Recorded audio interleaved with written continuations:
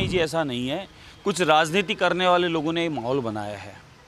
बच्चियों से अच्छे खासे मिला हूँ, बात की हमने, मोदी जी की योजनाओं की बात की, सुकन्या योजना की बात की, स्टडी के बारे में बात की है। बच्चियों ने मुझे पत्र दिया है कि हमारे को यही आवश्यकता है, कुछ फर्नीचर की आवश्यकता है, कुछ बुक्स की आवश्यकता है, कुछ लैब की आवश्यकता है। मैं बच्चियों से मिला हूँ बहुत अच्छे से और उनसे बात की है मैंने, ऐसा कुछ नहीं है। कुछ राजनीतिक लोग जिनको कोई मुद्दा नहीं है, उन लोगों ने जानबूझ के, पता नहीं वो बच्चे वहाँ की है भी कि नहीं है, उनको लेके कुछ ऐसा माहौल बनाया है। बाकी सच्चाई ये है, गणतंत्र दिवस हो, वसंत उत्सव हो, स्कूल के वार्षिक उत्सव हो, इस प्रकार के उत्सव जो होते हैं, या हमारा आज़ादी का उत्सव होता है 15 अगस्त का, इन सब उत्सवों पे भी वहाँ ड्रेस कोड लागू नहीं है।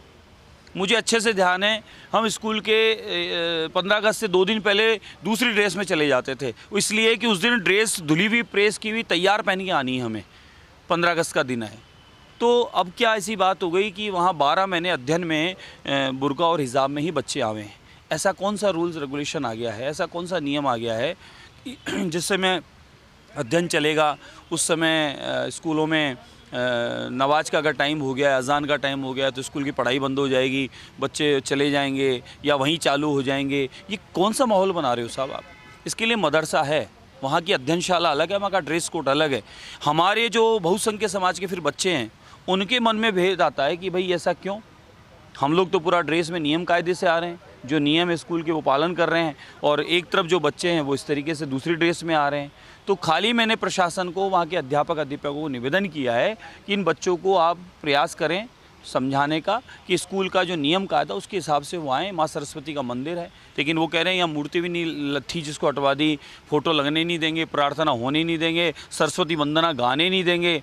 अरे ये सब अध्ययनशाला है, ये विद्यालय है, माँ सरस्वती का भवन है, यहाँ बच्चों को पढ़ने के लिए आते हैं। तो आप इस प्रकार का माहौल क्यों बनाना चाहते हो? आप क्या देना चाहते हो इन बच्चों को?